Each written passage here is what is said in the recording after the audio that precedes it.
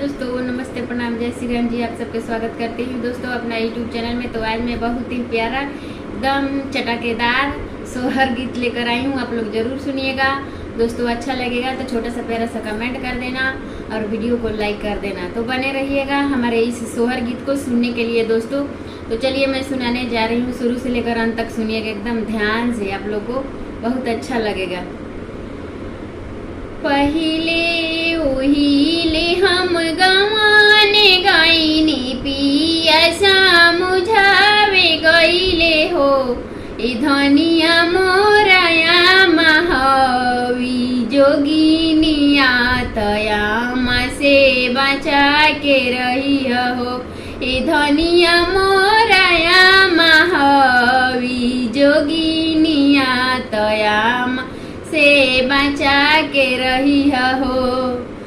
ढकनी भर सासु चाउर दिहली तदिया भर दाल दिहली हो, ए बहुआ जल्दी से सिझावना रसोईया परिवारवा हमार ढेर बाड़े हो, ए बहुआ जल्दी से पकावना खिचड़िया परिवारवा हमार ढेर बाड़े हो। सिझिया ओझिया जब गईले त सासु के जगावला नु हो, ए सासु बाट के परोस के खियाव खपारवा हमर घूर मेला हो, ए सासु बाट के परोस के खियाव कपारवा हमर घूर मेला हो।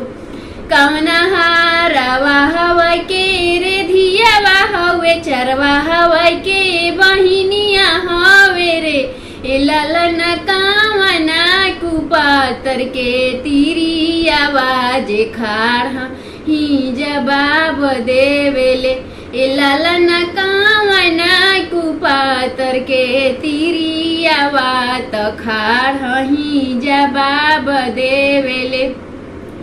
राजा दशरथ जी के धिया हामी भरत के बहिनिया हामी हो, राजा दशरथ जी के धिया हामी भरत के बहिनिया हामी हो, ए सासु पढ़ल पंडित के तिरिया बात खाड़ही जवाब दिले हो, ए सासु पढ़ल लिखल के तिरिया बात खाड़ही जवाब दिले हो, ए सासु